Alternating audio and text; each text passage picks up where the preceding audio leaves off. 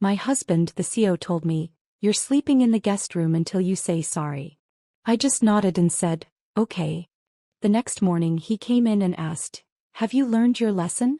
But when he saw my side of the closet empty and the divorce papers on the table, he finally understood who was really in charge. "Who told you could make a scene tonight?" Silas hissed across the white linen as the waiters swept past with silver domes. His smile stayed pinned for the table, but his eyes were knives. The crystal near my elbow trembled a little because my hand wasn't as steady as I wanted. On his right, the young woman with the diamond drop earrings pressed 2 fingers to his sleeve like she owned the fabric. She giggled, soft and polished, and said, "Relax, see. She's only teasing." That was the first time I heard the nickname. It didn't sound like business. It sounded like a secret I hadn't agreed to. I didn't start the day expecting to be embarrassed at a table that cost more than my first car. At 5:45 a.m., the penthouse was quiet except for the hum of the refrigerator and the soft click of the elevator down the hall. I measured out Silas's coffee, 1 heaping scoop of the dark roast, a pinch of cinnamon because his mother swears it helps the heart, 2 drops of vanilla, and set the machine to brew. While it gurgled, I ironed his shirts. The dry cleaner never presses the collars right and Silas notices. I stood at the board watching the first pale stripe of sunrise slide over Central Park, and pressed the steam button like I was smoothing out the day before it had a chance to wrinkle. Before we go on, thank you for being here and sharing in this journey of strength and self-worth. If you believe every woman deserves her voice back, hit subscribe. It's free and truly helps. Now let's see what happens next. The kitchen window gave me back a woman with careful hair and a Paris robe that used to make me feel glamorous. The silk is still lovely. I'm the one who's faded. I laid out Silas's vitamins in the silver dish his mother gifted us, the one shaped like a leaf, and I found myself counting them twice. Omega-3 D magnesium, just to keep my hands moving. There was a time when his first sip of coffee and the little pleased sound he made felt like a shared victory. Lately it feels like a score I'm expected to keep without missing a point. He patted in, checked his phone before he looked at me and said, "Dinner tonight. Morrison Industries. You remember who's who?" I nodded. He kissed the air near my cheek. "Good girl." The words landed like a paper cut. Small, easy to ignore, still stinging. At 3 in the afternoon, my hairdresser pinned me into the style Silas calls approachable elegance, which means soft waves that don't move unless the market drops. I had the guest list on my lap and a pen in my hand. I make notes in the margins. Richard Morrison prefers stories about sailing. His wife loves small dogs and hates red meat. The CFO's partner collects teapots. I memorize people the way some women memorize recipes. It's a skill that doesn't show until it saves someone else from choking. My phone lit up with Carol's name. We used to walk the reservoir together at dawn. I let it go to voicemail because I didn't have the energy to explain why I always seem busy right when she's free. The manicurist asked if I wanted the bright color or the safe one. I chose the soft pink that goes with everything and says nothing. In the closet, I ran my fingers over the emerald dress that makes my skin look warm. I could hear Silas in my head. "Green makes you look like you're trying too hard." I zipped myself into the navy he approved last week and practiced my smile in the mirror. Not too wide, not too small. The expression you wear when you're expected to be the room's temperature. The dining room at the hotel smelled like polished wood and truffle oil. The lights were low enough to hide tired faces. The wives clustered in a corner, laughing with a little too much air in their voices, trading updates on schools and summer rentals. I took my spot by Silas, the position I've held for 12 years, and felt the familiar weight of his hand at the small of my back. That's when she arrived. The young woman moved the way people move when they think a spotlight is a birthright. Her dress was sleek and bright, the kind of fabric that whispers when it passes by. She slid into the space between us with casual ownership. "There you are," she said to him as if I were the one who'd kept her waiting. Silas introduced her as Brittany, a consultant. He didn't give a last name. "Game changer," he added like a headline. She laughed and touched his elbow as if it were a habit. The board members noticed. Wives notice everything.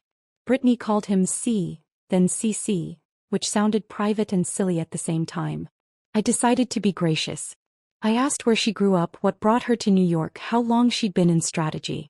She answered like a person who enjoys being asked questions more than answering them. Then she tilted her head at me.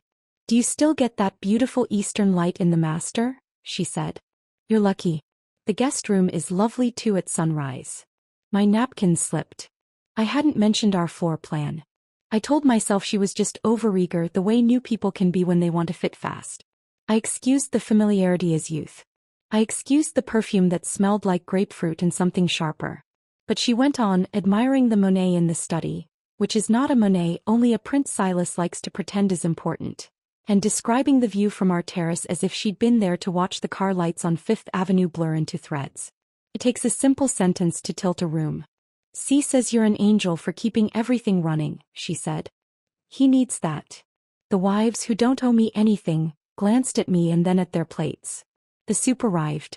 A server placed a bowl in front of me and I stared at the steam because it was easier than staring at my husband. My stomach felt as if I'd missed a stare in the dark. Brittany leaned across Silas, knuckles grazing his tie. You did it again, she said and retied the knot like she'd practiced. It was a small gesture. Too small and too easy and too sure of itself. I heard my voice before I had a plan for it. Do you do that often? I asked, eyes on her hands. The table quieted the way people do when they sense a fire before they smell smoke. Silas laughed, that boardroom laugh that can turn a no into a maybe. Juniper, he said, using my name like a warning, not a welcome. I didn't back down. I'm curious, I added, keeping my tone light. Is tie straightening part of the consultant package, or is that one of the premium services? Someone coughed. A fork clinked too hard against china. The wives focused on buttering invisible bread. The men considered their wine. Brittany's smile stayed, but her eyes cooled. We're all family here, she said. Right, see. Enough, Silas said through his teeth, mouth still smiling for the chairman seated opposite. He reached under the table and pinched the inside of my arm. Not hard. Just a reminder. Years ago I might have laughed it off. Tonight the pinch felt like a memo I didn't sign. Conversation resumed in careful pieces, as if everyone had agreed to skip the page with the embarrassing paragraph. I took a sip of water. The glass trembled against my lip. To steady myself I thought of the morning, how the ironing board squeaked when I folded it, how the coffee warmed my palms, how I placed his cuff links on the dresser like two small coins. I thought of our 5th anniversary in Paris, the way he looked at me when I came down the hotel staircase in that robe, the way I believed looking at me would always feel like that. Memory can be a soft blanket or a rope burn. Tonight it rubbed raw. Richard Morrison called on Silas to toast the quarter. Silas stood tall and handsome and persuasive and thanked everyone for their trust. He praised the team. He praised our partners at the table. His hand drifted toward Brittany for a beat that was longer than polite. She lifted her glass toward him with a grin designed for photographers. I held mine steady. When he sat, he angled his body toward her, not me. That shift is nothing you can cite in court, but some changes are indictments without paperwork. Dessert arrived, a delicate thing with spun sugar that caught the light. Brittany lifted her phone and snapped a photo of the plate, then turned the camera for a quick selfie with Silas in the background. Caption, she murmured, winning. I set down my spoon. Do you have a pet name for my husband? I asked her gently, or does he only use the one for you in private? My voice wasn't loud. It traveled anyway. I could feel the table tilt around me again, this time like a boat when a wave takes it by surprise. Silas's smile died first, then his jaw took over. Surprise flashed. Then heat. Then something flat and final I recognized from the days he fired people over breakfast.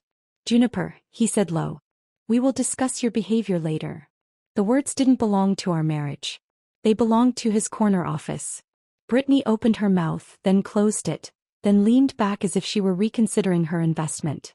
I nodded as if we were talking about a dry agenda item. Of course, I said. Make sure to put it on the calendar.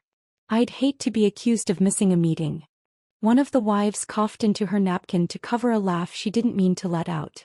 The CFO stared at his plate as if reading numbers there. The air turned thin. Even the music from the hotel bar seemed to retreat. Silas didn't speak to me during the car ride home. He typed on his phone. Outside the window, the city flickered through the tinted glass. Inside, I could hear my own breathing. Brittany's perfume, citrus and bite, clung to his jacket. I looked down at my hands, folded like a schoolgirl's, and thought of the emerald dress hanging quiet in our closet, the one I'd chosen for myself and didn't wear. I wondered when I had started letting other people pick my colors. Back in the penthouse, he went straight to his study with the door open just enough to show me he wasn't hiding, just unavailable. I stood in the kitchen where the morning had been kind. The silver vitamin dish shone under the lights. I washed my lipstick off a glass that wasn't mine and put it away like nothing had happened. From the study, his voice floated out once, calm and practiced as he returned a call. The elevator chimed faintly somewhere down the hall. I set the kettle on for tea even though I knew I wouldn't drink it. When he finally came to the doorway, jacket off, tie loosened where Brittany's fingers had been, his face was the same one he gives to cameras when he has to talk about losses as if they're opportunities. "We'll address your little outburst," he said, in due time. I met his eyes and nodded, feeling a strange stillness settle over me. It wasn't peace. It was the space before an answer, wide and waiting. I turned off the kettle that had started to sing and let the apartment go quiet again, the city's lights blinking through the glass like a signal I hadn't noticed until now. He didn't move for a long time after those last words. The city lights flickered across his face, breaking him into fragments of gold and shadow, and I stood there holding my grandmother's coat, wondering when silence had become our most fluent language. The air between us felt too heavy to breathe. He finally exhaled and said in that careful, polished tone he uses when investors are watching, "We'll discuss your behavior." Then he turned his back on me and walked toward the bedroom, as if the rest of the night were a meeting he could adjourn at will. The door closed behind him. The click wasn't loud, but it carried the kind of finality that makes your skin prickle. I stood in the hallway for a long time, staring at the reflection of the chandelier on the marble floor. The apartment suddenly seemed too large, too bright, too silent. Somewhere in the distance, a horn blared from the street below. The city kept moving, indifferent, while I felt like someone had pressed pause on my life. When I finally walked into the bedroom, Silas was still in his tuxedo, sitting at the edge of the bed, scrolling through his phone. The bow tie hung loose, the jacket draped over a chair like a skin he'd shed. He didn't look up when I entered. "You embarrassed me," he said, his voice measured, quiet. "In front of my board. In front of Morrison." I didn't answer. The pearls at my ears felt too heavy, so I unclasped them carefully and placed them on the nightstand. My hands shook, not from fear but from a strange mix of exhaustion and clarity. He finally looked at me, then eyes flat, mouth tight. "You've been reckless. Petty. Do you realize what you've done?" He stood and began pacing the way he does before a big negotiation. "I can't have this. I can't have you jeopardizing everything I've built. Until you can conduct yourself appropriately, you'll stay in the guest room." He might as well have been talking about a business partner who missed a deadline. The words were so sterile, so detached I almost laughed. But instead I just said, "Okay." He blinked, thrown off by my calm. "You'll stay there until you apologize. To me and to Brittany." That one almost broke my silence. To her? To the woman who knew the view from our bedroom? But my tongue stayed still. I swallowed the words, felt that metallic taste rise like biting foil. "Okay," I repeated softly. His eyes narrowed. He wanted a reaction. I gave him none. When I turned away to hang my robe, he muttered something under his breath, something about ungrateful. I let it fall between us like a stone. That night I gathered a pillow, a thin blanket, and my phone. The guest room door creaked when I pushed it open. The space smelled faintly of lavender and furniture polish, untouched since my mother's last visit. I stood in the doorway for a moment, realizing this was the first time in 12 years I'd entered a room in my own home without asking, "Will he mind?" The bed was smaller, the mattress firmer. I sat down and let my shoulders drop. The silence wasn't lonely, it was strange but not empty. I could hear the city through the cracked window. A siren somewhere far away, the rhythmic click of a crosswalk signal, the low hum of engines below. Silas's white noise machine wasn't here to drown it all out. I lay back, fully clothed, and stared at the ceiling. The chandelier's glow leaked faintly through the hallway, forming a soft halo across the wall. For the first time in years I reached for the lamp and switched it on, just because I could. I picked up a novel from the side table, one I'd bought months ago and never dared to open after Silas said reading before bed made me too distracted. The pages whispered as I turned them. I read until my eyes burned. Around 3 a.m. I wandered into the guest bathroom, where I'd hidden an old kettle for visitors. I filled it with tap water and waited for it to hum. Steam curled upward, ghostly and light. I poured tea into a mug that said Barnard Alumni. One eye kept tucked behind the fancy china because Silas hated mismatched things. The first sip was bitter, too strong, but it tasted like freedom. At some point, I caught my reflection in the mirror. My hair was coming loose, makeup smudged, eyes red, but there was something new there too. Not beauty. Not strength exactly. Just me, stripped of performance. I'd forgotten what that looked like. I crawled back into bed and pulled the blanket over my shoulders. For the first time in years, I fell asleep without waiting for someone else's breathing to dictate mine. The light through the guest room window was softer, warmer than the filtered glow in our bedroom. It fell across the antique writing desk beneath the window, my grandmother's desk. I hadn't used it since the move. Dust shimmered on its surface. After a shower, I sat down at it with a pen and a pad of stationery from some forgotten hotel. I began writing without thinking. At first it was a list. Small things, my practice, my friends, my name, then larger things, my choices, my time, my peace. Each word felt like dragging out a thorn. My handwriting started neat, then loosened as the ink began to flow. I wrote about the charity events, the weekends spent smiling at people who only addressed me as Mrs. Blackwood, the dozen dinners where I laughed at jokes I didn't find funny because I could feel Silas watching my reactions. By the time I paused, 2 pages were filled. My chest hurt, but it was the ache of air returning after too long underwater.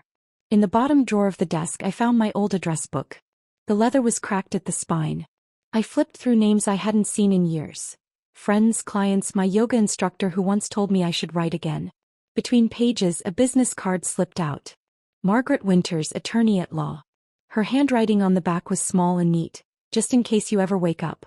I remembered that charity auction, her steady handshake, the sharp eyes that seemed to see straight through my polite laughter. I hadn't known then what she meant. Now I did. I placed the card in front of me and stared at it, the way you stare at a locked door when you suddenly realize you know where the key is. At 6:30 a.m. a knock shattered the quiet. 3 precise raps. He always knocks like that, short, sharp, efficient. Juniper. His voice filtered through the door, smooth but tight. Are you awake? I didn't answer right away. I finished applying my lipstick in the mirror, capped the tube and set it on the dresser. My reflection looked strangely competent for a woman who'd just been demoted in her own home. The door creaked open halfway. Silas stood there, still in his sleep shirt, jaw freshly shaven, irritation already alive behind his eyes. Have you learned your lesson? I turned slowly, holding my travel mug in both hands. The smell of coffee filled the small room. Pie lesson? I asked evenly. You'll have to be specific. He stepped inside, crossing his arms. Don't start. You humiliated me. You're lucky I'm being patient. I glanced at my watch. Patience, I repeated softly. That's what we're calling it now. He frowned, clearly unused to this version of me. His eyes flicked over my outfit. A fitted suit, heels, hair brushed smooth. Why are you dressed like that? You're not going anywhere. I have appointments, I said. What appointments? Important ones. The simplicity of it seemed to unsettle him. He searched my face for some hint of weakness, but there was nothing left for him to find. I brushed past him, my shoulder grazing his arm, and headed for the kitchen. He followed me halfway down the hall. Juniper, don't be ridiculous. I slipped my travel mug into my bag. Good advice, I said, keeping my voice gentle. You should try it. He stopped then, caught between anger and confusion. You think you can just ignore me? I think, I said, opening the door to the elevator, you'll be surprised by how much I can do. The elevator doors closed before he could reply. As the floor numbers dropped, I leaned back against the wall, feeling my heartbeat slow. The reflection staring back at me in the polished steel looked calm, almost serene. I didn't know exactly where I was going yet, but for the first time in years, it would be somewhere of my own choosing. When the elevator timed at the lobby, I stepped out into the cool morning air. The doorman nodded politely, unaware that the woman passing him in a gray suit wasn't Mrs. Blackwood anymore. Not yet, anyway, but soon. The morning air felt cooler than usual as I stepped onto Fifth Avenue, the traffic humming like a restless symphony. I hadn't planned where to go first, only that I couldn't go back. The city had a different texture now. Sharp, electric, alive.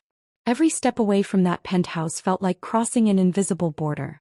I took the subway for the first time in years, slipping into a corner seat between a woman in scrubs and a man reading the financial section. Nobody looked twice at me, which was oddly comforting. I watched my reflection flicker against the dark tunnel glass. Hair neat, lipstick steady, eyes alert.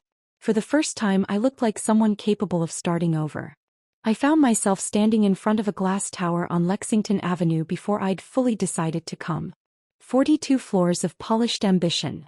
Margaret Winter's office. The nameplate outside her suite gleamed gold, understated but commanding. I pressed the intercom and heard her assistant's crisp voice. "Ms. Hawthorne? Ms. Winters is expecting you." The office smelled faintly of leather and old paper, that particular scent of places where people negotiate lives. Margaret stood behind a desk that seemed to stretch the width of a small stage. She was exactly as I remembered. Tailored navy suit, pearl studs, posture like a ruler. Her eyes, however, were warmer than I expected. "You woke up," she said simply. "I did," I replied and handed her the folder of notes I'd spent half the night preparing. 17 pages of dates, conversations, receipts. 12 years distilled into evidence. She skimmed quickly, marking with a red pen, the sound of ink scratching like tiny verdicts. Every few minutes she murmured something under her breath. Classic diversion spending, patterned control behavior, possible misuse of marital assets. When I mentioned that Silas had once tried to hire her firm, her brow lifted. "Oh, he did more than try," she said, opening a drawer. "He wanted me to represent him during a merger, but I declined. Conflict of ethics, you could say." She reached into the cabinet and pulled out a folder labeled Blackwood, S. She slid it across the desk with quiet satisfaction. "I've been keeping this. Something told me you might need it." Inside were copies of financial disclosures from years past. Public filings, corporate transfers, shell company data. Margaret leaned back. "Men like your husband always think they invented secrecy," she said. "But they forget. Secrecy leaves footprints. Especially when it comes with a gold Amex card." Her voice carried no judgment, just precision. I found myself breathing easier, as if someone had switched on the lights in a room I didn't realize was dark. By the time we finished, she had a plan. "We'll start with documentation. Financial, personal, property, everything in your name and everything he's hidden. Do not alert him yet. And Juniper," her gaze softened, "don't confuse quiet with weakness. Silence can be strategy." When I left her office, the sky had shifted to a washed-out gray, the kind that made the glass buildings look like mirrors. I could see myself reflected in every surface, steady, upright, no longer small. The next day I walked into Chase Bank's private client office, a place I'd visited only once before, always at Silas's side. The receptionist greeted me with a cautious smile. "Mrs. Blackwood?" I hesitated, then said, "Miss Hawthorne." They led me to an office overlooking Park Avenue, where a manager named Patricia introduced herself. She was in her 50s, silver streaks in her bun, eyes sharp but kind. "You said you needed statements?" 3 years, I said. "Everything." She nodded and began typing. Within minutes, the printer hummed to life, spitting out page after page, each one a tiny piece of a puzzle I hadn't known existed. I flipped through the sheets and my stomach turned. Jewelry purchases from Tiffany's on my birthday, none of which I'd received. Hotel charges at the St. Regis, the Ritz, the Carlyle, always during his so-called conferences. And then, tucked among business expenses, a line that made me pause. Personal training services, Brittany Hale. I stared at the amount. Monthly. Steady. Hidden under wellness. I felt Patricia watching me. She didn't ask questions, but her silence was the kind that understands too much. "There's more," she said gently. "ATM withdrawals. Always Tuesday afternoons. Cash exact amounts. It's patterned." I hadn't noticed. I'd been too busy managing his calendar, his dinners, his public smile. The tears came without warning, quiet but unstoppable. Patricia wordlessly slid a box of tissues across the desk. "You're not the first woman to come in here with this look," she said softly. "But you might be one of the few who walks out stronger." I wiped my eyes and exhaled. "I need new accounts," I said, my voice steadying. "Ones he can't touch." He smiled, approving. "Let's make that happen." We set up everything under my maiden name. New passwords, new security phrases, new beginnings disguised as banking tasks. When I left, Patricia handed me a folder and said, "Keep this safe. And remember, money tells the truth people won't." 2 days later, I returned to the penthouse during Silas's work hours. The place smelled faintly of cedar polish and his cologne, remnants of a man who thought ownership meant permanence. The sommelier arrived precisely at noon, a tall man with silver hair and a calm authority that comes from decades among bottles older than both of us combined. "Mr. Blackwood requested I appraise the collection last year," he said, setting up his clipboard. I raised an eyebrow. "I wasn't aware." He chuckled. "They rarely tell the wives. But I'm glad it's you I'm working with today." We moved through the temperature-controlled cellar together. He read off labels like sacred verses: Chateau Margaux, Petrus, Lafite, Rothschild. Then he paused at one empty slot. The 1982 Margaux. Beautiful case. Delivered to a Tribeca address last month." I froze. Tribeca? Yes. For what Mr. Blackwood described as a client event. He glanced up. Though I recall that address belongs to a residential building, not an office.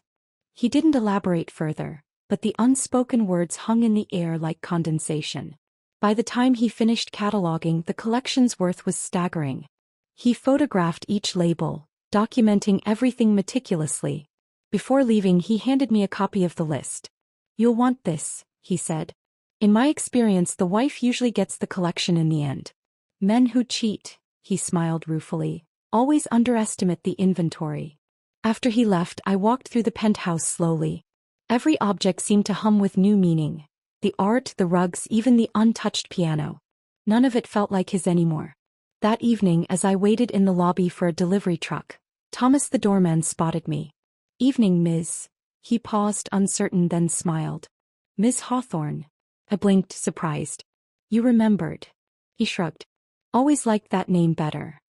He hesitated, glancing toward the elevator before lowering his voice. "I've been keeping something for you." He reached into his jacket and pulled out a small black notebook. The cover was creased, corners bent from use. "Started this about a year ago. Didn't feel right what I was seeing. Thought you might need it someday." Inside were neat handwritten notes. Dates, times, little details. Returned with young blonde, not Mrs. B. Left 11 p.m., said emergency meeting, back 6 a.m. Delivered flowers to lobby for Hale. My throat tightened. "Thomas, why?" He rubbed his neck awkwardly. "'Cause you were always kind. You'd ask about my daughter when nobody else remembered her name. I figured if things ever went wrong up there, you'd need someone who saw it all." I closed the notebook gently. "Thank you," I said. The words felt too small. He smiled faintly. "Just glad to see you standing taller these days." As I stepped outside to meet the moving truck, the city wind swept across my face, cool, alive, and honest. For years I'd thought silence kept the peace, but silence had only kept me invisible. Now every truth I uncovered felt like a brick in the foundation of something new. The driver called my name and I turned, notebook clutched to my chest. The headlights reflected in the glass doors behind me, and for the first time, I saw not Mrs. Blackwood, but Juniper Hawthorne standing on her own ground. The driver called my name and I turned, notebook pressed to my chest, still feeling the weight of Thomas's quiet faith. The truck idled at the curb, exhaust curling like breath in the cool air. I tucked the notebook into my bag, nodded to the men, and kept walking. If I stopped long enough to think, I might lose my nerve. So I didn't. I let my feet decide and found myself 5 blocks south, in a narrow coffee shop that smelled like toasted almonds and fresh paint. A man in a navy work jacket lifted a hand. "Juniper," he said, voice low, as if we were meeting in a church. He had kind eyes and the square, careful hands of someone who does hard things gently. "Rick." "Discreet relocations. Sensitive extractions," I said, trying the phrase on my tongue. He smiled. "That's one way to put it." We took a table in the corner, backs to the wall. I slid him the floor plan I'd drawn at my grandmother's desk with a ruler and patience I didn't know I still owned. Every room had markings in blue tape. Dots for items to pack, X's for what could stay, stars for things that would break my heart if lost. He studied my notes as if they were a map to buried treasure. "You did half my job already," he said. "We'll use front and service entrances. Elevator timings here, good. Staff rotations." He tapped a space near the foyer. "Thomas can tell you," I said. "He's on nights this week." The morning doorman is chatty and hates early deliveries. Avoid him. Rick chuckled. You're a natural. He pulled out a small notebook and wrote in block letters. We go in light plain clothes. No logos. The van says Anderson's Flowers. You'll have a handler, Monica. She's the best. She'll text you updates in code. He wrote 2 phrases, then turned the notebook so I could read. Groceries delivered means we're in. Dinner ready means extraction complete. Groceries. Dinner. Simple enough. My heart picked up anyway like a bird against glass. We'll pack your things first, he said. Then the sentimental. Then anything he might try to claim later. Photos, documents, jewelry. His eyes flicked toward my bag. You carry essentials on you. No trail. 3 hours. I asked. He nodded. Once we start, don't come back midstream. You want to? Don't. It complicates things. Understood. He closed the notebook. Juniper, he added, leaning forward. We're not stealing. We're preserving. The word landed inside me like a steadying hand on the shoulder. We shook his grip firm. As we stood, he pressed a slim phone into my palm. Temporary number. Only for today and tomorrow. Monica's locked in. Outside, the sun had taken a step higher, turning the glass buildings into bright chalk. I walked back to the penthouse with a paper cup warming my fingers, aware of the 100 small moving parts now set into motion. Fear threaded through my excitement, not enough to stop me, just enough to remind me the stakes were real. Wednesday began with the click of a key in the lock. Honey, my mother called, stepping into the foyer with that brisk floral scent she's worn forever. She found me in the guest room among piles of papers, the floor plan and a tangle of cords I was labeling.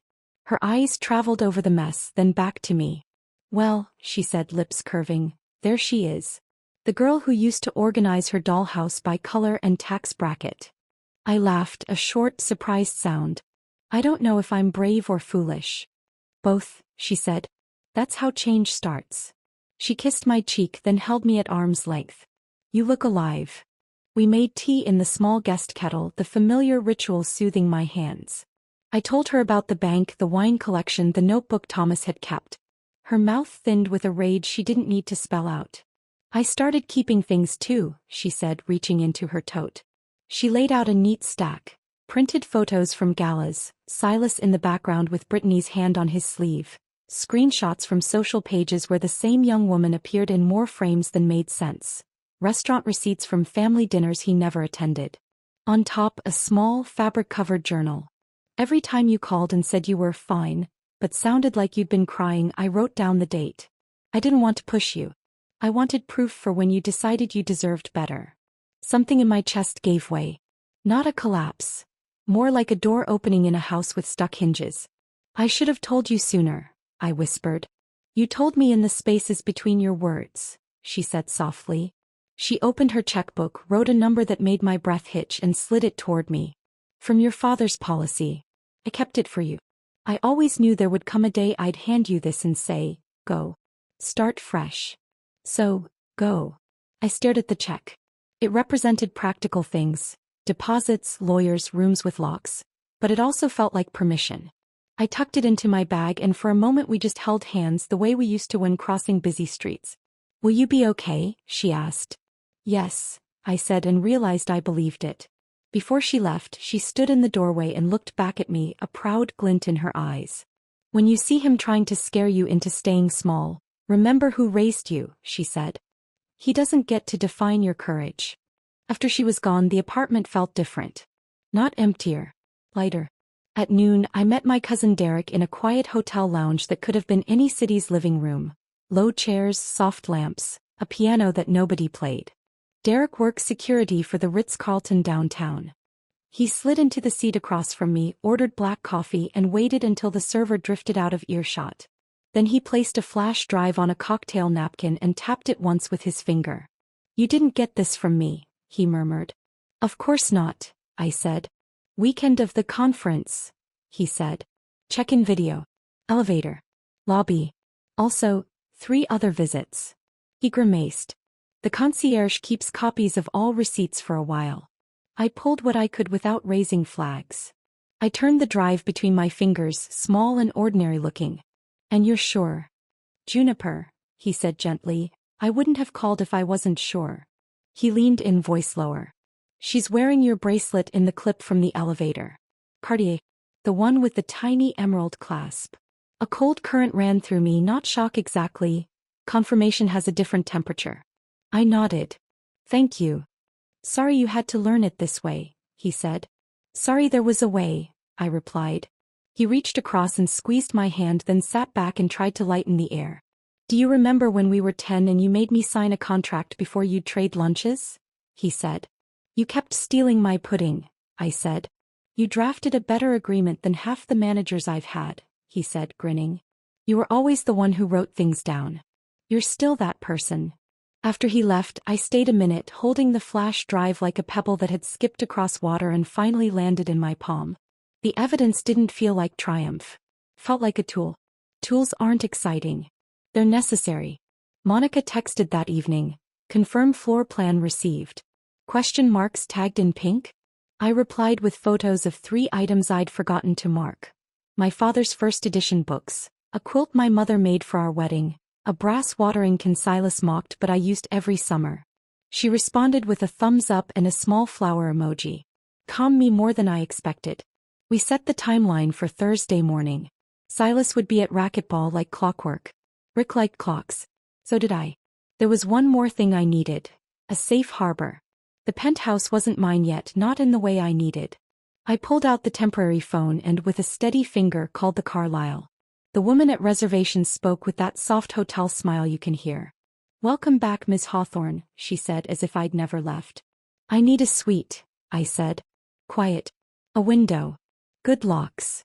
We have just the place, she replied. I went that afternoon, paid with my new card, and followed the bellman up in a mirrored elevator that reflected a woman I recognized more each hour. The door opened onto a room washed in pale light, the kind that forgives and invites in equal measure. The air smelled faintly of lavender, not cologne. I crossed to the window and looked down at Madison Avenue moving like a slow, elegant river. Anything else we can do to make you comfortable? The bellman asked, setting my small suitcase near the closet. Actually, I said, there is. I asked for a chair by the window, a comfortable one, not decorative. He frowned thoughtfully and said, give me 20 minutes. When he returned, 2 attendants carried in a high-backed chair upholstered in soft gray, the kind that makes you sit up and breathe deeper. It wasn't my grandmother's reading chair, but it was as close as a hotel could offer. I tipped more than was sensible. He looked surprised, then pleased. We take security very seriously, he said quietly. If you need privacy, you'll have it. I nodded, stung by sudden, grateful tears. After he left, I opened my suitcase. I hung my clothes, my choices, my colors, on hangers that didn't scrape. I lined up my shoes not by height but by comfort. I placed 2 books on the nightstand and a framed photo of my parents from the box I'd packed in the guest room. A beach picture, hair wild, eyes laughing. The room shifted with each small claim. As dusk crept in, I brewed the hotel's peppermint tea and sat in the gray chair, feet tucked under me, the city's hum filtering through the window. I set the flash drive on the table beside the new bank folder, the notebook from Thomas, my mother's stack of printouts, and the list from the sommelier. They looked like instruments in an orchestra waiting for a conductor's cue. Monica's text pinged. Route confirmed. Thomas on nights. Flower van staged. Groceries at 0700. I typed back one word. Ready. I ordered a simple dinner, chicken soup and a small salad, and ate it at the tiny desk, realizing I hadn't tasted food properly in days. A breeze slipped in through the barely open window, cool and clean. I pulled my hair down and brushed it out slowly, not because someone expected me to look a certain way but because it felt good. Before bed, I stood in the doorway and looked at the room the way a person looks at a friend who's offered a couch for the night. Grateful, a little shy, relieved. I turned off the lamps one by one and slid into sheets that didn't carry the memory of anyone else. The pillows smelled like soap and nothing else. No past, no performance. For the first time in longer than I can remember, I slept without dreams. When I opened my eyes at dawn, the light on the ceiling was gentle and sure. The city already buzzed below. Delivery trucks, a bicycle bell, heels clicking on the sidewalk. My phone glowed on the nightstand with a single message from Monica. Groceries delivered. I sat up, heart thudding, and placed my feet on the cool floor. The thrill and the fear rose together like two notes finding harmony. I took one breath, then another, and reached for my suit. Today, I thought, is the day I steal back my own life. Groceries delivered. The message glowed on my phone in the gray Carlisle light. I sat up, the room quiet except for the muted rumble of delivery trucks on Madison. Calm slid over me like a well-fitted coat. The fear was still there, useful, alert, but it no longer ran the show. I dressed in a simple slate suit, flats for speed, hair pulled back. The bellman nodded when I passed the desk as if we shared a secret. Outside, the morning had that polished look the city wears after a light sweep of rain. I hailed a cab for the 5-minute ride. Walking would have left me too much time to think. Thomas was on post when I stepped into our lobby. "Good morning, Miss Hawthorne," he said, voice low. His eyes flicked toward the curb. Parked there was a van lettered Anderson's Flowers in cheerful script. Two men in dark windbreakers unloaded tall buckets with nothing inside them. A third wheeled in a stack of flat boxes tied with twine. "He left 10 minutes ago," Thomas added. "Lucky Polo." He looked very pleased with himself. "Thank you," I said. The words had to carry everything. Gratitude, resolve, the knowledge that after today I would owe fewer explanations and more dinners and thanks. Monica appeared by the male alcove, all plain ponytail and clipboard, the kind of woman you'd overlook until the world depended on her. "Morning," she said like we were meeting for coffee. "Elevator A is timed. We'll stage first loads in the service corridor. You go up now, regular car, no stops." She tapped her watch. "We're on your schedule, not his." Upstairs, the guest room was exactly as I'd left it. Papers squared, pens lined up, the bed still neat from a night I didn't spend here. I walked to the master bedroom and stood at the window.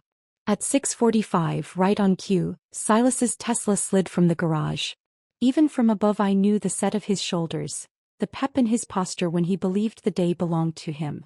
He paused at the curb to adjust his wristband, checked his reflection in the tinted glass and drove off. I lifted my coffee mug in a small toast to the taillights and whispered, "Godspeed," as if blessing a ship that wouldn't be returning to this dock. Below, dog walkers traced their usual routes. A runner in a neon jacket waved to our porter. The ordinary world kept moving while mine changed shape. The first coded ping arrived. Vases on table. I opened the front door. Two movers in dark jackets slipped past me without a word, rolling a dolly as if it held roses, not bubble wrap. Rick followed with a quiet nod, then peeled off toward the dining room. The apartment filled with that soft, industrious orchestra of careful people. Tape whispering, cardboard settling, footsteps that avoided squeaks. In the kitchen, a young mover named Luis held up a photo I hadn't marked. A picture of my parents on a Ferris wheel, faces turned to the sun. "Take?" he asked, neutral and gentle. "Take," I said. He smiled, slid it into a folder and made a small check mark on his list. That single act felt like a benediction. Monica texted from the lobby. "Hydrangeas leaving. First run done." I moved through rooms with Rick at my shoulder. "China first," he said. "Breakables early while nerves are fresh." He lifted the lid of my grandmother's china cabinet as if it were a hymnal. The team wrapped each plate in bubble sleeves, labeling in neat block letters. "Hawthorne China, box 3 of 9. Watching gloved hands cradle those delicate pieces, I felt an odd mixture of heartbreak and pride, like seeing a child off to college. In the study, two movers donned cotton gloves to handle my father's first editions. "Spine up," one murmured to the other. They slid thin sheets between covers and stacked them in museum crates that locked with a soft click. I brushed my fingertip along the title of a worn copy of Middlemarch and said mostly to myself, "My father read me the first page like a bedtime story." The mover nodded without looking up. "Mine read heist novels," he said. "Seems appropriate today." We shared a quick wry smile. Another ping. Window box herbs collected. I pictured the little terracotta pots on the terrace. Basil, mint, the stubborn cherry tomato vine I coaxed through August. Silas used to call them your farm. The team had found the brass watering can too. Monica sent a photo with a question mark and I typed back, "Yes." A moment later. Pack. We were 3 hours into the ballet when I opened the closet and saw the safe. It crouched on the floor behind suits lined like soldiers. My mouth went dry for a second, not from fear, but from the weight of what comes when you choose to look. I knelt, entered the combination, our wedding date of course, and the bolt slid back with a small, obedient sigh. Passports. Birth certificates. Insurance policies. The will. I laid each on the carpet and photographed them with my phone. Then I found the thing I'd almost forgotten existed. The prenup. Thick, officious, smug on cream paper. Margaret had already told me it would crumble under daylight, but I took photos anyway, every page, every signature. Behind it, bundled in a ribbon so dry it cracked, were my letters. The ones I wrote him when marriage still felt like a new country. He hadn't opened them. Dust marked the edges like a quiet verdict. And there, in a velvet box pushed to the back, I found my grandmother's emerald ring. Silas once shrugged and said, "It must have been misplaced in the move." Misplaced had been his tidy word for so many things that didn't suit him. I lifted the ring out, the stone catching the morning light, and slipped it onto my finger. It settled as if it had been waiting. Monica pinged. Lily's refreshed. Second wave. I placed the prenup back in the safe, let him look at it and remember how certain he'd been, and took the passports, birth certificates, the ring, and my father's pocket watch, tucking them into my crossbody. I closed the safe, twisted the dial to an unfamiliar number, and felt my spine lengthen. A small snag. The housekeeper, Alma, arrived with a basket on her arm. She paused in the entry, eyes widening at the flower boxes and tape. "Senora," she whispered. "It's okay," I said softly, stepping close. "Today is a special kind of cleaning." She looked at me for a long second, reading more than I was saying. Then she squared her shoulders. "I make sure no one bothers," she said, and took up a post by the door like a guardian. I pressed cash into her hand and she shook her head, then tucked it away without looking. "You were always kind," she murmured. The sentence warmed me for the next hour. At noon Rick checked his watch. "Halfway," he said. "We're ahead." He pointed to a small gallery wall in the hall. "These." They were photographs from places I'd loved before I learned to pretend. Coney Island in winter, a bookstore in Rome, a rainy corner in Dublin where a busker played violin. "Take," I said.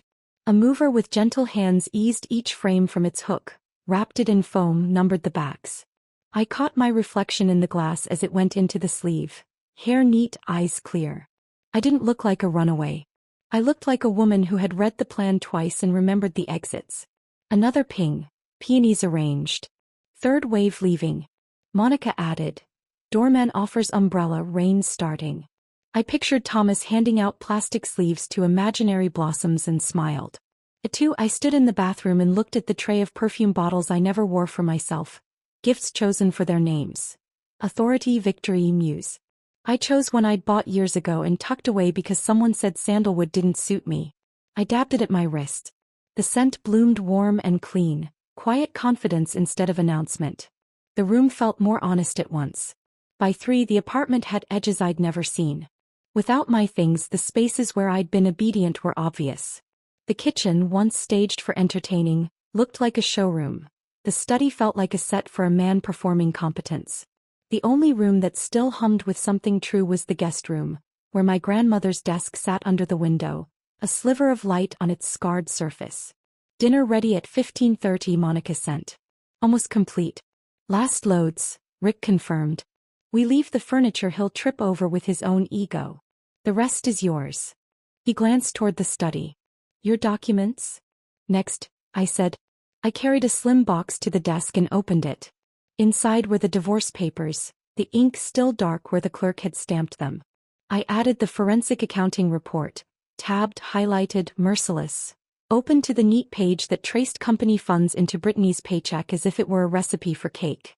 Finally, a small piece of cardstock I'd had printed at a tiny shop on Lexington. 6 words set in black type, nothing more. I stepped into his study at exactly 4.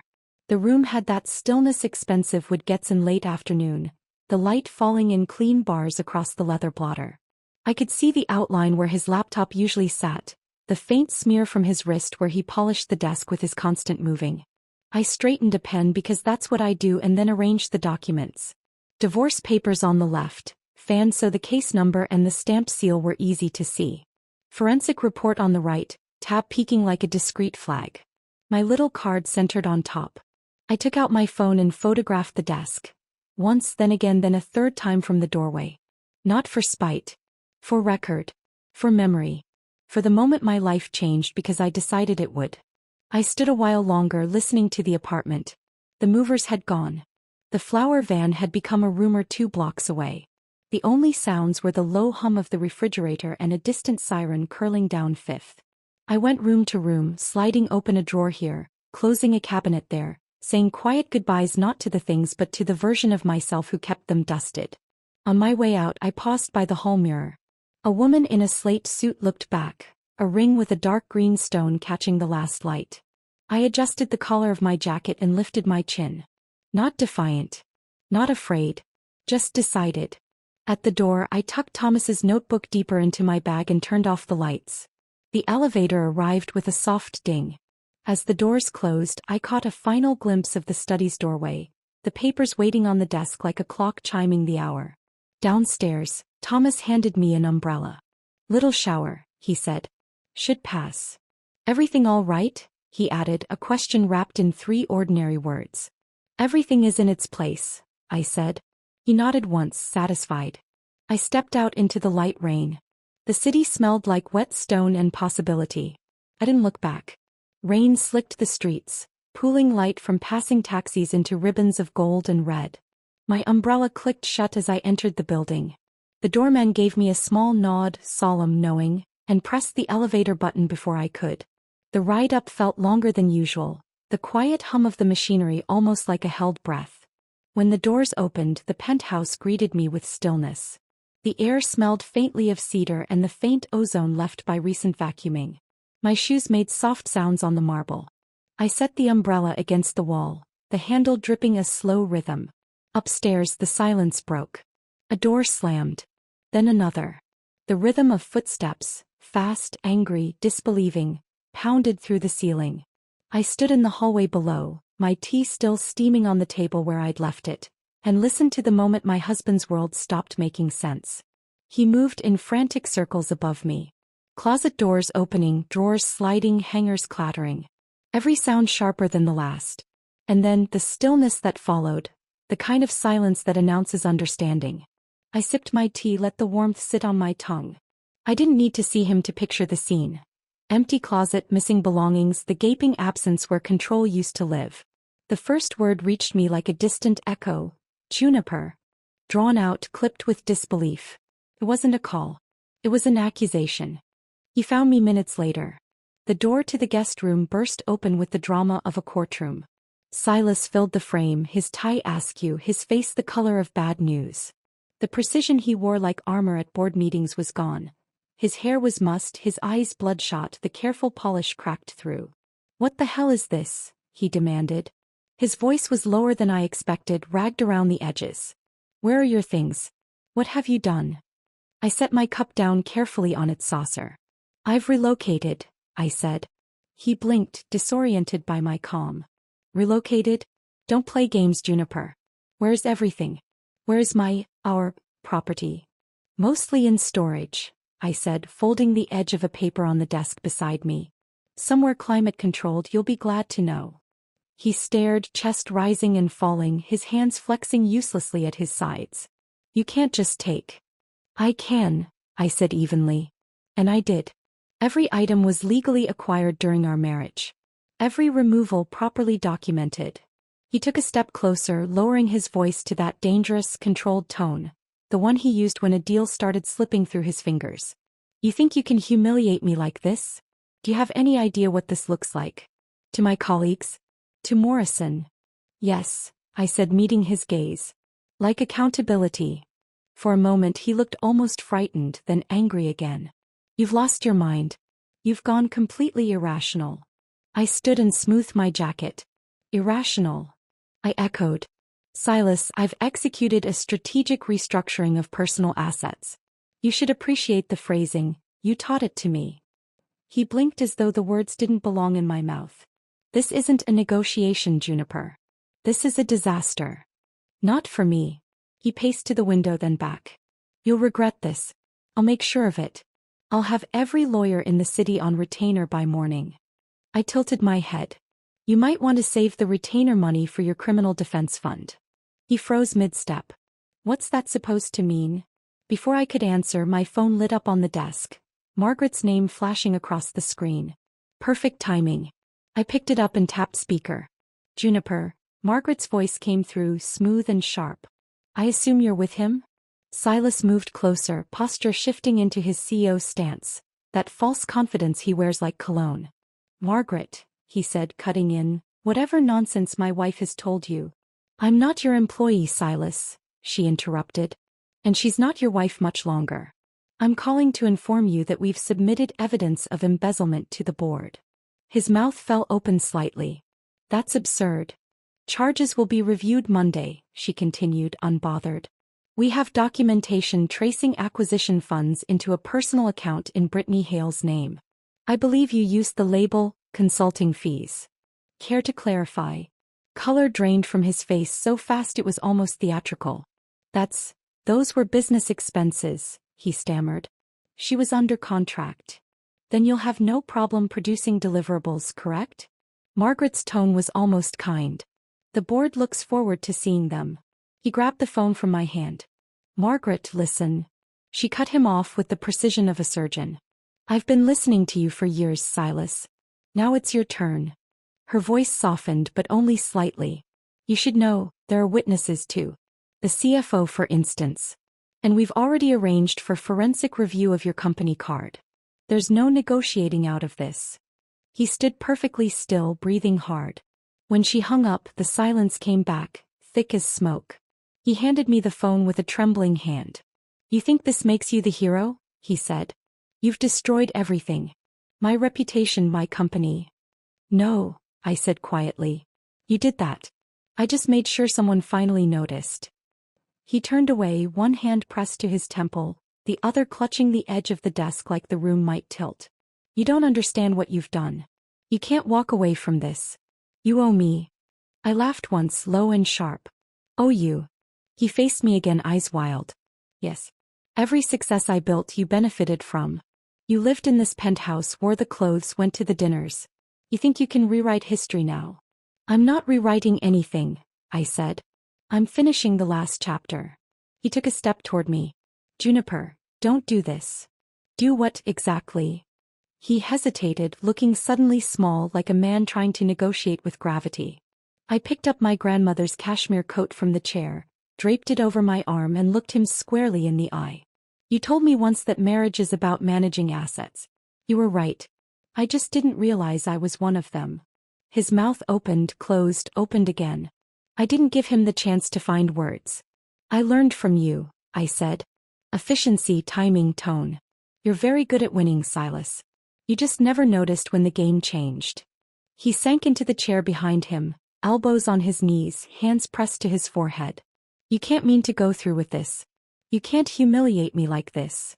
It's not humiliation, I said. It's consequence. He looked up, eyes wet now, anger dissolving into something closer to desperation. Please, Juniper. Be reasonable. I paused at the doorway, the city lights glittering faintly behind him. Reasonable was staying quiet while you erased me, I said. Reasonable was pretending not to see what everyone else already knew. But unreasonable, I smiled faintly. Unreasonable finally got me here. He rose halfway from his chair, hand reaching out. You're making a mistake, he said hoarsely. You'll come crawling back. I looked at the hand that had once worn my ring and shook my head. You still think everything that leaves you will eventually return.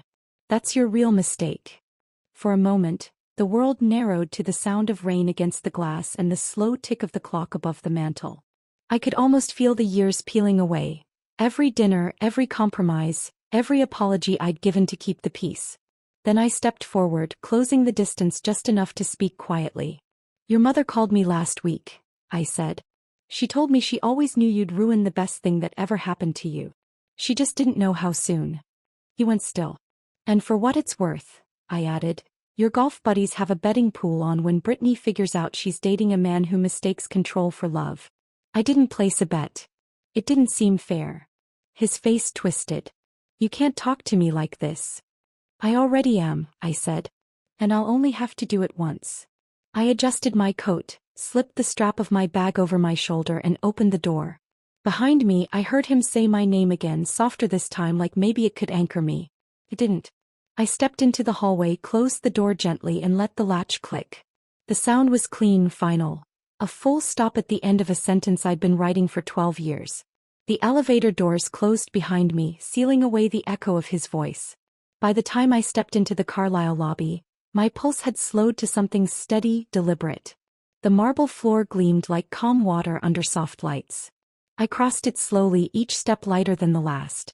Upstairs, my suite smelled faintly of lavender and peppermint tea. I set my coat on the chair, sat by the window and watched the rain thin into mist. When my phone rang Monday morning, the name flashing across the screen made me smile. "Margaret," I answered. "You'll want to hear this," she said. Her voice was bright, almost girlish, with the kind of excitement lawyers rarely allow themselves. I'm standing outside the boardroom. I could hear muffled voices in the background, the scrape of chairs, the controlled chaos of a crisis. "How bad is it?" I asked. "Oh, it's exquisite," she said. "They called an emergency meeting. Silas thought he could talk his way through it. You should have seen him, suit immaculate, hair combed to repentance, and Brittany perched beside him like a decorative vase. I pictured it instantly. The long glass table, the tension thick as dry ice, the faces of the men who once toasted him now sharpening into judgment. Richard Morrison himself asked her to present her quarterly strategies," Margaret continued. She opened a PowerPoint full of stock photos and something about brand synergy. Morrison asked, "Specifically, what measurable outcomes have you delivered?" She froze. Someone coughed. It was cinematic. I laughed quietly. "Please tell me someone recorded it." "I wish," she said. "But there's more." He asked why her previous role on LinkedIn says, "Brand Ambassador for Azul Vida Tequila." Apparently she tried to pivot, started talking about emotional branding through lifestyle storytelling. Morrison asked if that meant free shots at corporate retreats. "Oh God," I murmured. She tried to look at Silas for help. He looked like he wanted to melt into his chair. By the time it ended, the board voted to place him on administrative leave pending an investigation. A pause, then a faint rustle of paper. "One of the assistants just texted me," Margaret said. "You'll love this." A buzz followed on my own phone. A message from an unfamiliar number. "The king has fallen, bottle with popping cork." I couldn't help it. I laughed until tears stung my eyes. "Tell her she has excellent timing," I said. "Juniper," Margaret said, her voice softening. "You did it." "No," I said, exhaling. "He did." Tuesday arrived quiet, gray. I was halfway through my tea when someone knocked on my suite door. The knock was urgent, uneven. I opened it to find Brittany standing there, mascara streaked, hair limp, designer bag clutched to her chest like a life raft. "Please," she said before I could speak. "He's being horrible." I didn't know where else to go. I let her in. She hovered by the window, eyes darting everywhere. "He cut off my accounts," she said. "Said I violated some agreement. He made me sign an NDA months ago, and now he's threatening to sue me if I talk." Her voice cracked. "He said it's my fault this happened." I gestured toward the chair. "Sit down, Brittany." She did, fumbling for a tissue from her bag. The trembling in her hands made her bracelets jingle. "He promised me," she whispered. "He said he was leaving you in January. He even showed me houses in Connecticut. He said we'd be partners." I studied her face. The panic, the disbelief that someone could be both charming and cruel. It was a look I knew well.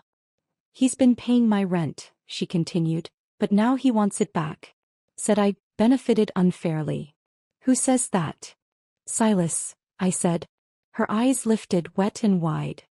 "He said I'd ruined him. That you," she faltered, "you're vindictive. That you turned everyone against him." "He's turning on you now because you're no longer useful," I said gently. She swallowed hard. "Do you hate me?" I considered the question. "I did," I said finally. "For a while. But hate gives him too much credit. You were just another part of his collection." A tear slid down her cheek. "I thought I was special."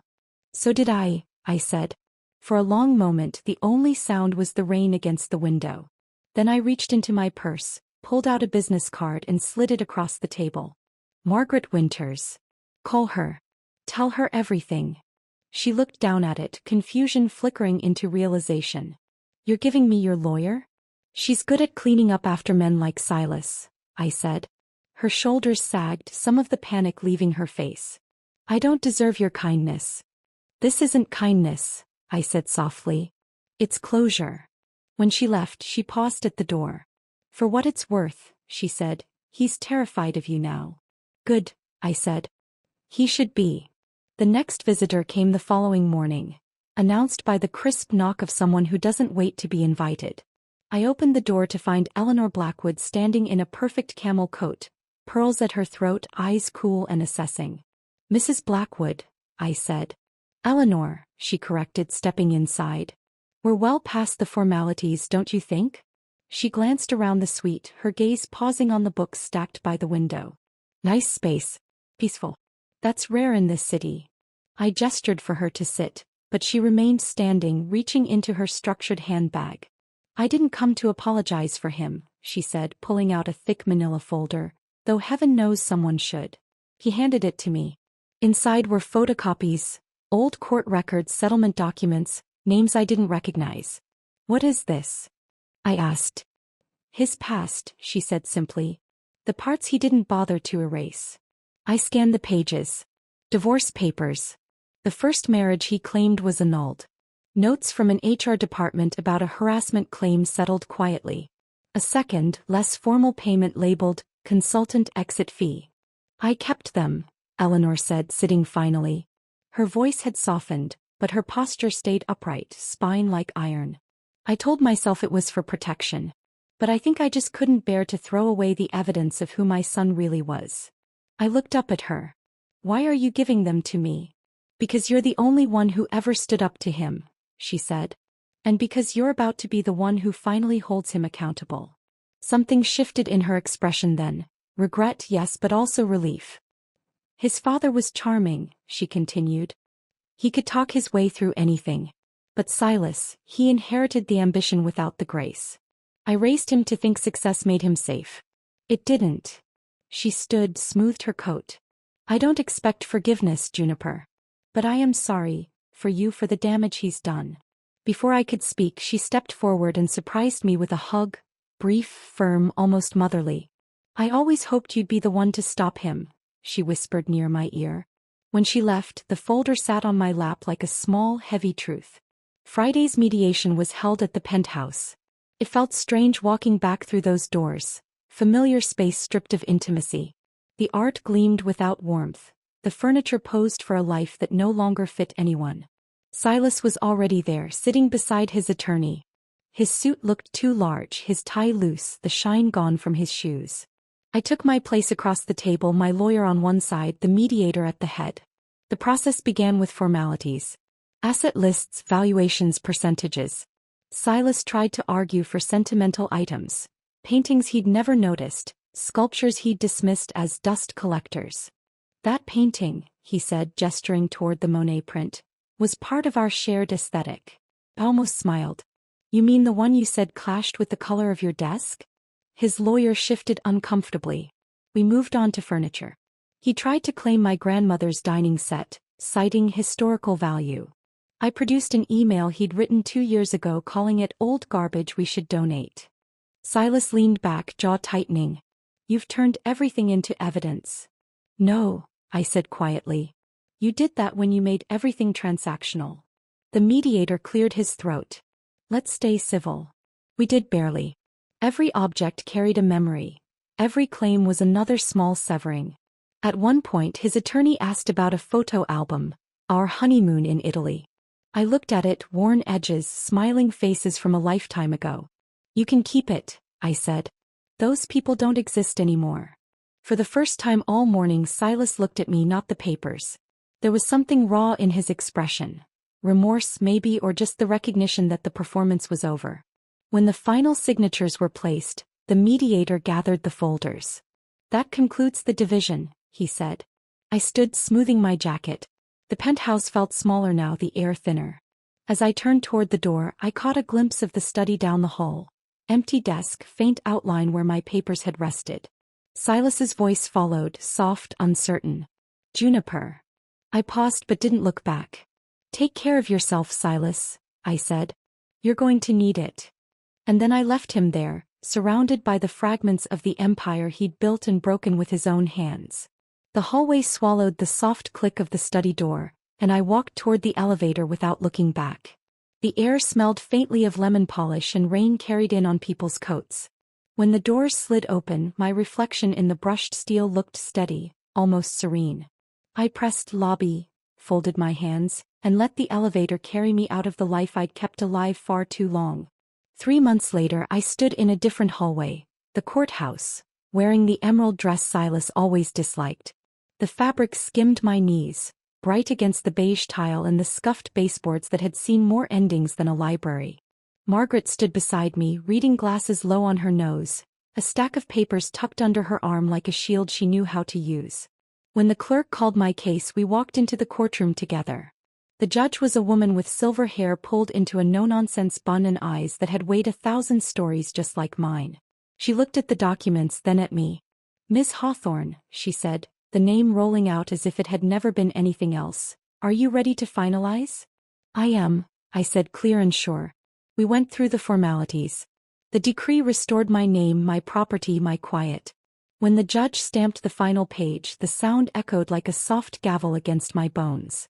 She glanced up and gave me the smallest smile, the kind professionals share with people who have survived the hard part.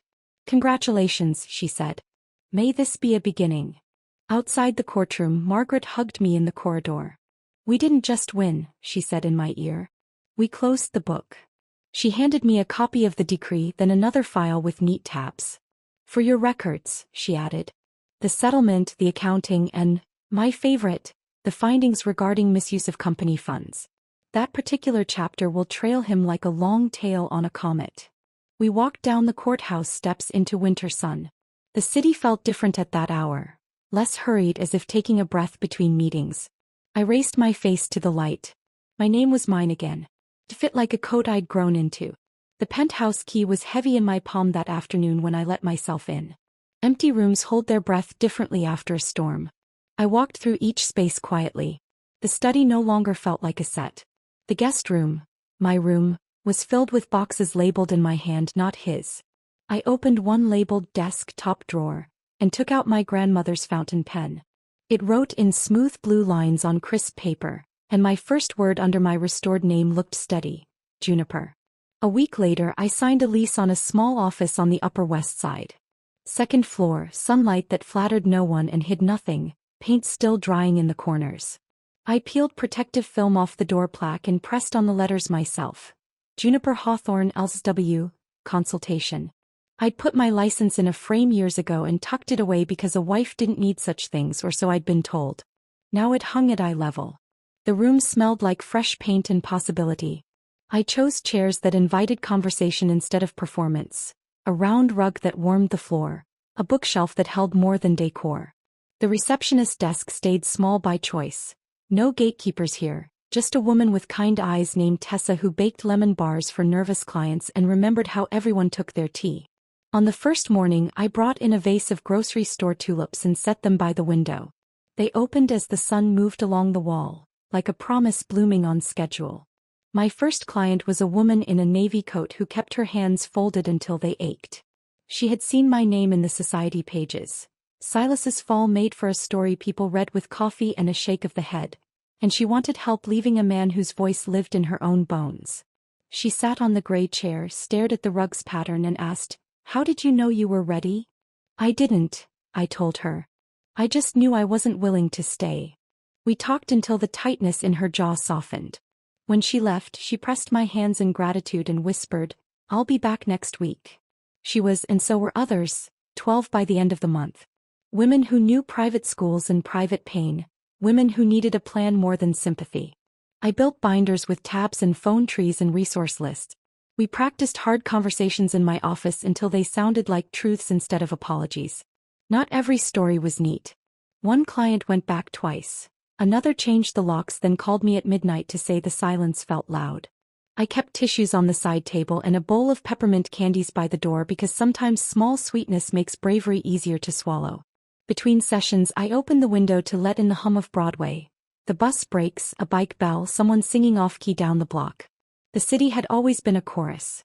I could hear it again. Around month 6, a pale green envelope arrived at my office with no return address. Inside was a card with a watercolor tree on the front. The handwriting surprised me, rounded letters, hopeful and young. Juniper, it began. I wanted you to know I'm okay. I'm in Vermont running a small yoga studio. Turns out I'm better at breathing than branding. Thank you for the wake-up call even if you didn't mean it for me. There was a photo tucked into the fold. Brittany in leggings and a sweater, hair in a messy bun, cheeks flushed, standing under a wooden sign that said Mountain Breath Yoga. Next to her, a bearded man in flannel held a mug, his smile quiet. On the back of the photo she'd written, his name is Jake. He reads poetry. He has never owned a suit. I think that's the point. I didn't write back. I didn't need to. I set the card on the bookshelf beside a small carved bird my mother found at a flea market. Later, when a client told me she felt ashamed for not seeing a pattern sooner, I thought of Brittany's face and said, we see things when we're ready. Not before. Spring arrived in fits and starts, sunny Tuesdays and stubborn Thursdays. The day of my book launch I woke before the alarm, excitement ticking in my body like a friendly metronome. We titled it The Guest Room Revolution, a phrase that made Margaret grin the first time she heard it. The publisher booked the same hotel ballroom where Silas had introduced me to Brittany, and I said yes without hesitation. Irony, when used correctly, can be a healing spice. The lobby smelled like lilies and coffee. Inside the event room, the chairs formed neat rows, a small stage at the front lined with copies of my book stacked like bricks. Tessa fussed over the name tags and glow of the floor lamps, then pressed a peppermint into my hand like a coach handing over tape. For nerves, she said. People began to arrive. Women with bright eyes and careful smiles. A few men in the back who looked like they were taking notes for sisters and friends. My mother entered on the arm of Thomas, who wore a suit that fit like it had been waiting in his closet for a reason. He waved the smallest wave and mouthed, proud. I squeezed his fingers when he reached me and said, you clean up well. Even Eleanor appeared, standing near the back in a navy dress, her expression unreadable until I caught the small nod that said more than flowers would have. Margaret took a seat in the front and crossed her legs with the crisp satisfaction of someone who knows a plan delivered. The room filled with a session's worth of stories. Quiet divorces, loud ones, stalled ones, ones that hadn't happened yet but had already begun in the heart. When it was time, I stepped onto the stage. The mic felt warm in my hand. I read a passage about the first night in the guest room, about the odd freedom of a lamp left on and a window cracked open to real air. The audience was still, the kind of stillness that means people are holding their breath. When I finished, I set the book down and opened to questions. A woman with gray hair in a pink cardigan stood. Do you regret anything? She asked. The room waited. I thought of the years, the dinners, the practice smiles. I thought of the night I said okay to the guest room and meant watch me. I shook my head. I regret not moving to the guest room sooner, I said. That's where I learned the lesson I should have learned earlier, that comfort can be a cage if you let someone else lock the door. Applause rose like heat. I felt it on my face, my hands inside my chest. For a moment I let it rest there. Then I read the dedication. To all the women who were told to learn their lesson and did. The clapping this time came with a few cheers. It was not a victory lap. It was a welcome home. Afterward I signed books and listened. A nurse told me she'd put a deposit down on her own apartment that morning. A teacher said she'd saved my article about documentation as a checklist. A woman about my age squeezed my hand and whispered, "Thank you for showing me that the person in the mirror can change." When the room thinned, Thomas approached shyly with a copy for me to sign. "To the best doorman in New York," I wrote, then added, "and the quiet hero of the lobby." He laughed, then cleared his throat and said, "Miss Hawthorne, there's a line past the bar." As I packed up, the hotel lights glowed a little warmer. I walked to the window where months ago I'd watched a younger version of myself navigate a different kind of evening. Outside, the city moved in the way it always does. Hurrying, pausing, colliding, forgiving. My phone buzzed with a text from Tessa. "Tomorrow, 3 new clients. Also, your mother wants pancakes." I smiled. Pancakes sounded like a plan. That night, back at the penthouse, I climbed the stairs and paused at the threshold of the guest room. The desk sat under the window exactly as before, scratches and all. I ran my fingers along its edge and felt the groove where my pen had dug in weeks ago. Through the glass, the park glowed a soft, improbable green. I opened the window a few inches and breathed in the mild night air. The scent of damp leaves, a hint of pretzel cart, a stray note from a saxophone somewhere down the avenue. On the dresser, my grandmother's emerald ring caught a line of streetlight and threw it back in a small, satisfied wink. I turned off the lamp, slid beneath the sheet and listened. Not for someone else's footsteps or someone else's breath. For the city, for my own quiet heart keeping time. I slept without bracing.